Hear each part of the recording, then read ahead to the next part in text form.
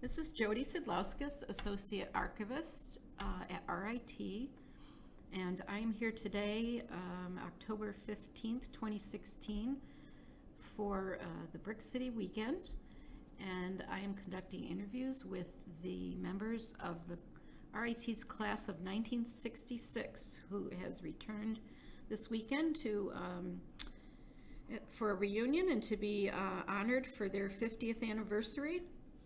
And at this moment, I have Earle Wootton with me, and welcome, Earle. Thank you very much. So let me start by asking what years you attended RIT? I started at RIT in 1962, and I graduated in 1966. And you were a part of the downtown campus? I was. And were you a full-time day student? Full-time day student in the printing department. Okay, so you ended up with a Bachelor's of Science in Printing? Yes. Mm-hmm. And do you remember why you chose RIT? Because my family had a printing business and a newspaper business, and they were very interested in me following in the family business. Yes. And where was that? Was that in New York State? No, in Montrose, Pennsylvania, which is just south of Binghamton, New York. Okay. So when you came to RIT, did you live in one of the dorms? Yes, I lived in Nathaniel Rochester Hall for 3 years. The third year I was a residence hall advisor and was responsible for about 70 classmates, along with another student who was a year older than I, Robert Shoelight, who also was a printing student and graduated in 1965. Great.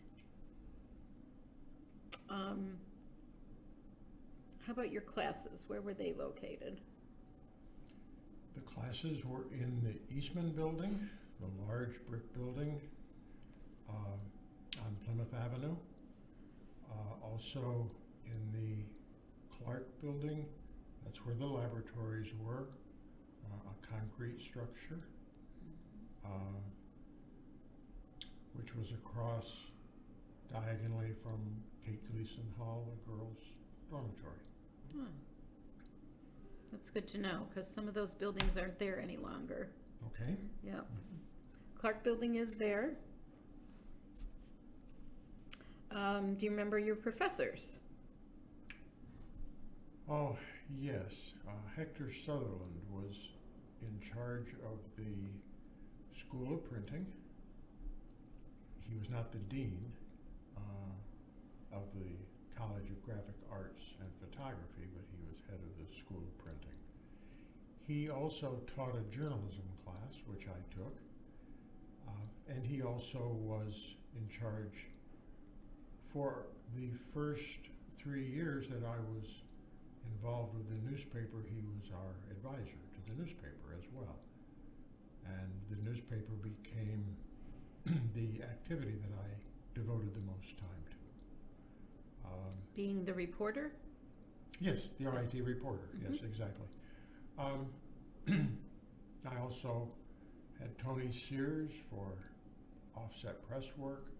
Particularly in the first 2 years, many of the classes were vocationally oriented, press work, typesetting, plate making, that sort of thing.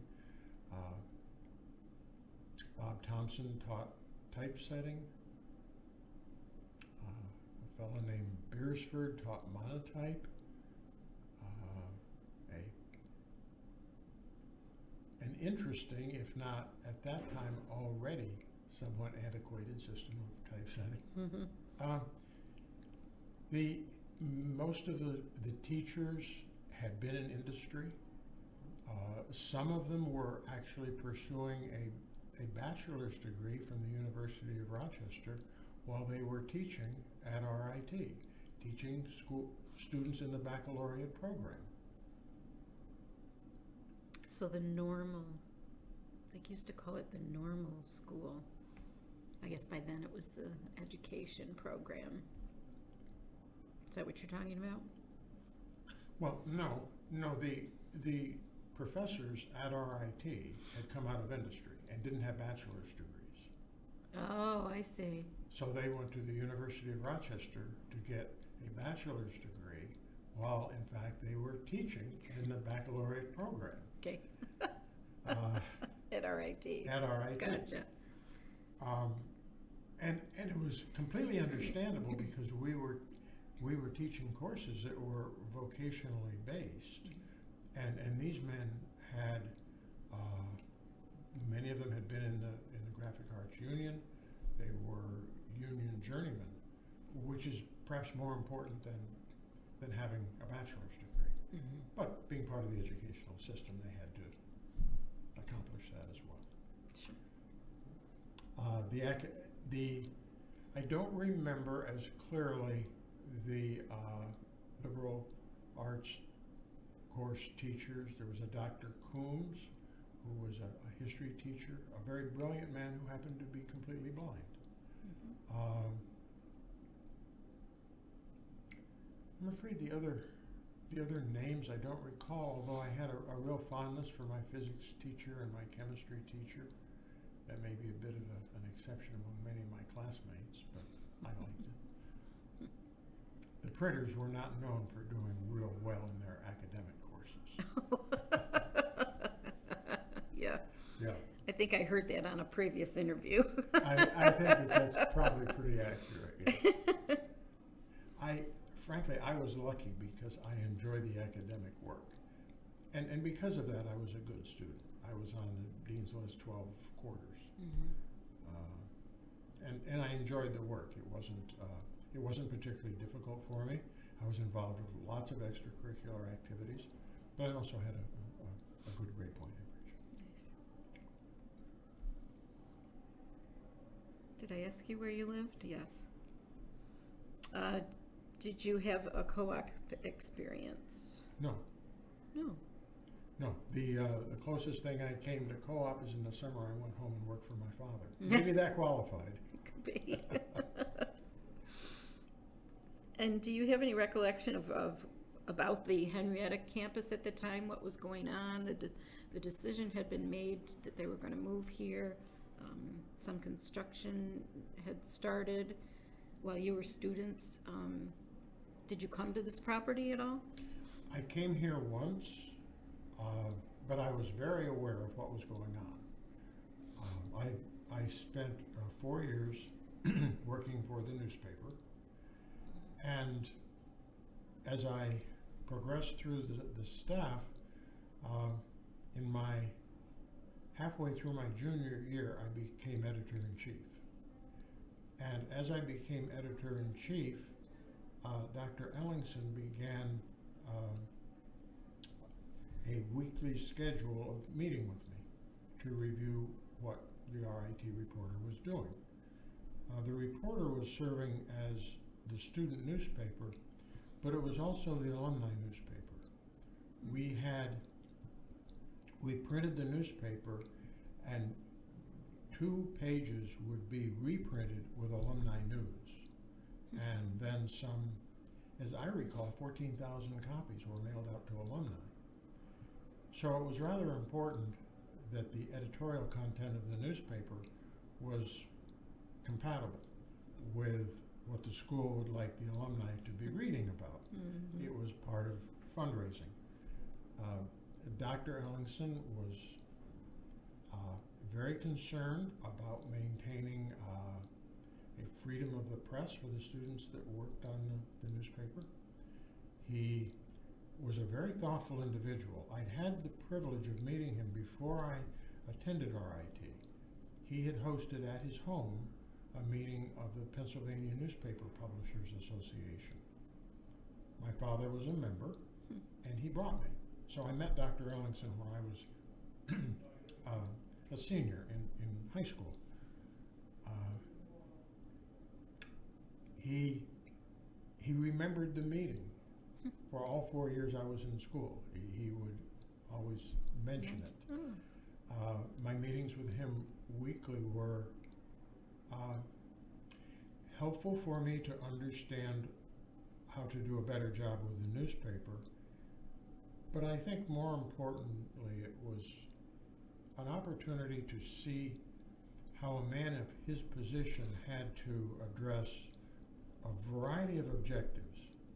He really needed a strong student-run newspaper, but he didn't want to have a lot of panty raids and other shenanigans written up in the newspaper because some of the alumni would take pretty strong exception to that. Mm-hmm. There were clearly times when he was disappointed in what we did, and the staff at times reacted to what they considered was censorship. But it was my job to bridge that difference of opinion. And that's how I viewed my job.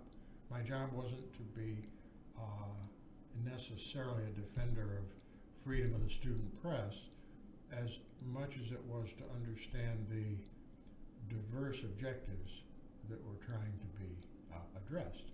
I think he appreciated that, and we had a sincere friendship. Mm-hmm. I don't believe it was just a routine accomplishment of his weekly requirements. I think he really enjoyed the time he spent working with the newspaper and with me. I know I felt I did. That's very nice. So you probably wrote a lot about the new campus coming up. Oh, sure. Devoted whole issues to it. Had every other week, the newspaper was done in full color. On those weeks, we were allowed to have a center spread, a 2-page, full color area that we didn't necessarily devote to journalism as much as photojournalism, maybe art. And they were often pictures of the plans for the new campus. Not exclusively. One year we did ladies' leggings when they were very popular in all the different colors. So you see, we were given some latitude. Wasn't all serious business. Not all serious business, no. We had a great supply of photo illustrators, students, to draw on. So we could do things that far exceeded what you typically saw in a newspaper. In fact, if you go back in your archives and look at the newspapers from 65, 64, 65, 66, you will find some great examples of graphic arts. Willis Barley was editor 2 years before myself.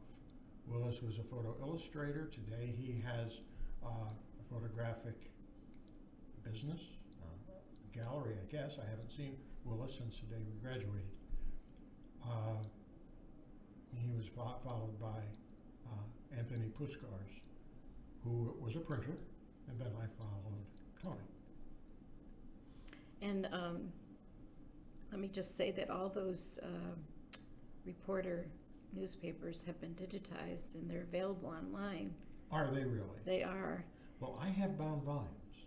Do you? Because I kept them. Good for you. Sure.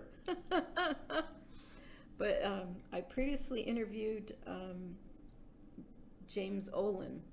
Yes, he who worked on also the paper. worked on the paper. Yes. And he said one day he Googled himself and he found an article in the Reporter magazine that he was mentioned in. Yes, indeed. So that's a great thing, I think, that those are now available to whoever. I do as well. And if you Google my name, Reporter articles come up more than anything else, which Yeah. maybe speaks volumes about the amount I've accomplished. Oh, well, that's great. Any other extracurricular activities? Yes, I was vice president of Sigma Pi fraternity, which is a fraternity that is no longer represented on this campus. Okay. When I was a member of that fraternity, we enjoyed the highest grade point average of any Greek organization. We had the editor of the newspaper and many other student leaders. I believe it was held up as an example of how a fraternity enriches student life. It saddens me greatly that it experienced such dramatic reversals. To have it not only be asked to leave the campus, but to lose its national charter is an embarrassment. And I'm sad. I think it's a loss to the fraternity. I think it's a loss to the school. But most of all, it's a great loss to the students who could have participated. Yeah, It's really a sad thing. surely.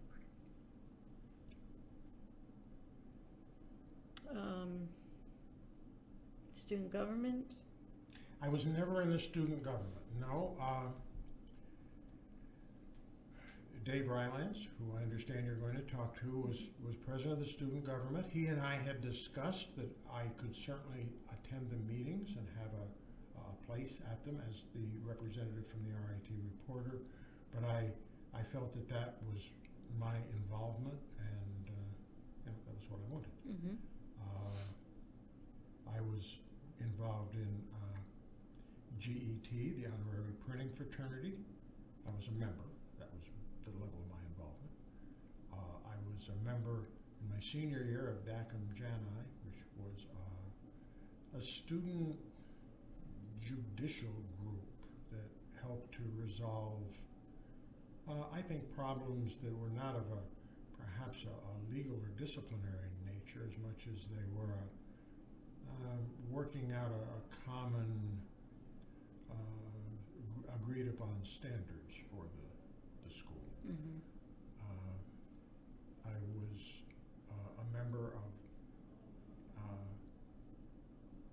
the honorary Alpha Sigma Lambda, which has now been changed to another organization, but it has the names up on the wall of the student union. Do you know what I mean?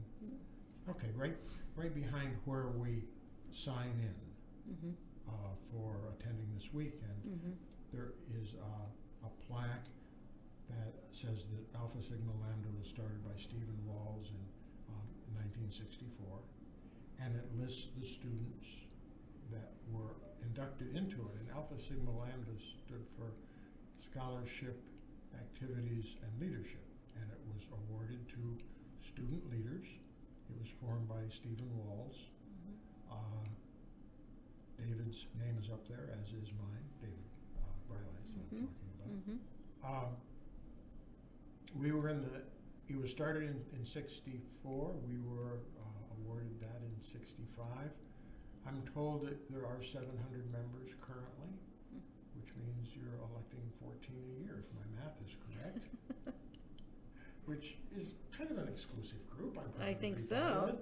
I think so. And it's going on. I noticed unfilled little spots on the wall, so I'm confident that someone is paying attention. I'm going to have to check that out. Okay, it's right behind where you sign up to become whatever you're doing this weekend. Yeah.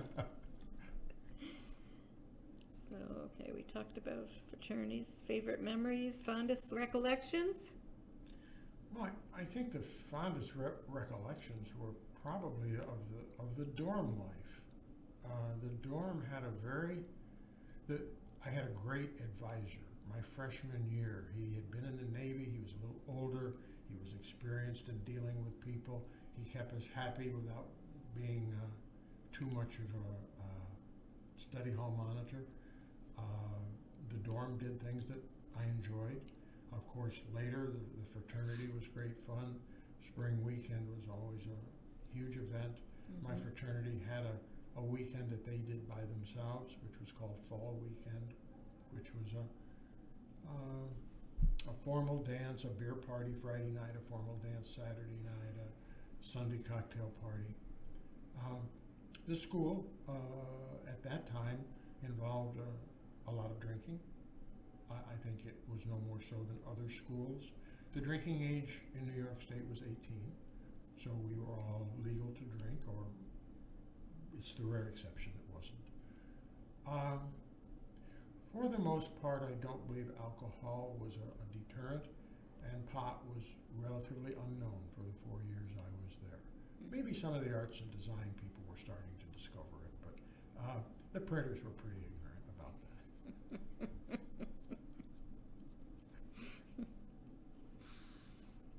Do you remember the climate of that area in Rochester at the time? Yes. There's been several mentions of riots. It was very difficult. It was difficult enough that I gave some serious thought to whether I wanted to pursue my academic life. And just as at various points I wondered if perhaps some more academic exposure might be something I could consider. Both of those decisions were taken off the table by our friends at the Selective Service System, because this was at the height of the Vietnamese War, and they made it very clear, you just give us half an opportunity and we'll draft you. My particular head of my draft department, draft office, had drafted her own son, who was a close friend of mine, and she had made it very clear that we really suspect that you're using some kind of financial advantage to escape the draft by running off to some fancy school, and so you give us just half an excuse, and we will suit you up in olive and send you overseas. It made us really focus our attention on a number of things, staying in school, getting passing grades, and not really exploring a lot of alternatives. We didn't find kids taking a year off to do something else because it would be a form of enrichment, because the enrichment that we would be given wasn't the sort we wanted. Mm-hmm. And so, even though the environment was negative, and indeed it was, particularly around the fraternity houses, I saw some truly awful things. I saw a man killed on my fraternity house's side lawn, stabbed to death. And that's not a good academic environment. I got to know some of the street guys, and some of them they all acted tough. A couple of them really were. I mean, to the point of being psychopathic, I think. Now, I'm not a social worker, I'm not a psychologist, but they were troubled people who lived in a world where being tough would bring their own consequences down on their own head, and so they maintained it. It was swagger, it was quick with a knife, and knowing who their friends were and who they weren't. Mm. The students didn't associate much, and if you even tried, it was playing with fire. I had an apartment in my last year, which was on Washington Avenue, 89.5 Washington Avenue, just down from the fraternity house on Atkinson Street, Atkinson and Washington. It was scary. Walking alone at night was scary. Mm. We had a policeman come to our house, and the fraternity house, and join us at a fraternity meeting in the basement. And he said, I have heard some rumors that the fraternity is considering having some of their members carry nightsticks, so that if someone comes up to you on the street and brandishes a knife or something, he said, well, let me tell you something. Do not take a nightstick and hit someone in the head. They're expecting it, they will defend from it, they will take it from you, and they will hurt you. But if you hit them across the knees, you'll bring them right down. That was what the Rochester Police Department's advice for us was. Wear a raincoat, carry a nightstick up the sleeve, hit them right across the kneecaps.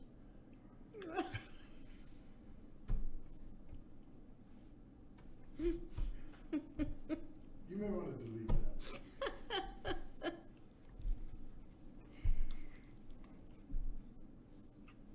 Yeah. It was survival. Yeah. You know, and although I can smile about it now, it was really deadly serious business. I was with a group that was pledging the fraternity. We were out running through the side streets of that area, and a car of young men pulled up. The guys jumped out. They said, what do you have there? You know, one of them said something about, you got liquor in that bag? Because we were carrying a bag of something. And we all ran, and I tripped and fell. 3 of them or 4 of them or 5 of them, I don't remember, but a whole bunch came up and surrounded me, and I thought for a few minutes, this could be a very bad situation. They finally just turned and ran off. They were young kids, probably 15 or 16 or 17, my age or a year or two younger. But from growing up in a very small town and not being familiar with the ways of the city, it was truly frightening. I was still a freshman, and if I can't honestly say what I might have done if the draft board didn't place certain restrictions on me. I think I might have left the school with the idea of coming back and looking at friends of mine, the history of friends of mine who did this similar thing. It could have worked out very poorly. I might never have finished college.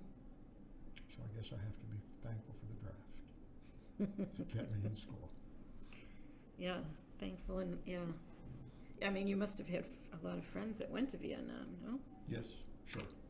By the time I was halfway through my freshman year at RIT, one of my very closest friends was a helicopter pilot and was killed. Another went down on the Thresher, this atomic submarine. And so it was. I mean, that's what we were looking at. Yeah. And so after RIT, did you go right into the workforce, or did you go to graduate school? I went to graduate school. Because RIT did not have an ROTC program, I had not completed ROTC, so I was again eligible for the draft, and I used the same card once again. Gee, I guess I better go to graduate school, because if not, I'm going to be drafted. This was from a family that was anxious to have me return to the family business. I mean, that's what I'm sort of making fun of. I went to the Wharton School at the University of Pennsylvania. I spent 2 years there. I got an MBA. I started in finance and finished up in industrial management, specializing in organization development.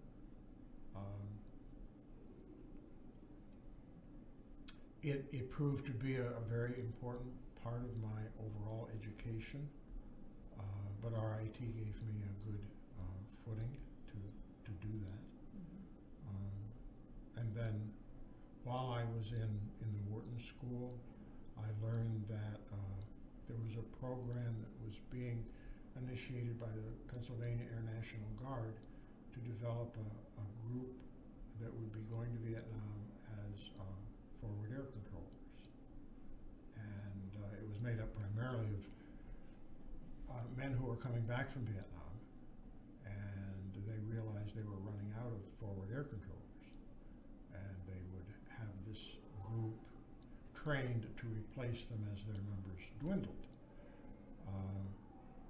My training started when I left Wharton. I went to flight school in Sacramento, California, Mayfair Air Force Base, and then to Hurlburt Field and Eglin Air Force Base in Florida. By the time I had finished my training, it was late 1972. And in January 1973, there was the Paris Peace Accord. And part of the Paris Peace Accord was there would be no flying in North Vietnam, there would be no flying in Laos and Cambodia, areas where we had been trained to go in and prepare for the eventual air activity that was scheduled to take place in those countries. And so we were told that we, after activating us 4 times to go, pack your bags and go overseas, they told us that we wouldn't be going. I stayed in a reserve component until 1980, when I sent them a letter saying I would very much like my discharge, and received it. It's something that a lot of officers never get. And if you don't ask for it, you're still in. Oh. All they have to do is send you a letter. They don't know that, maybe. Yeah. Yeah. One of the men who was very involved in the forward air controlling in Vietnam is here today. He's a graduate of our class. Yes, I believe I'm interviewing him too. Are you good? I think you should. Richard Barazzato. Yes, Zat. That's what he calls his name now. Yes. Well, wonderful. I want to thank you I for enjoyed this. spending time with me and for lending us your story. It's going to be kept for perpetuity here at RIT, and it'll help us build our oral history during a time when there was a lot going on in our country as well as at RIT, and it's very helpful to have these to piece together things Well, that we can't get from pieces of paper. So I thank you. Sure, you're very welcome. I'm glad to have had this opportunity.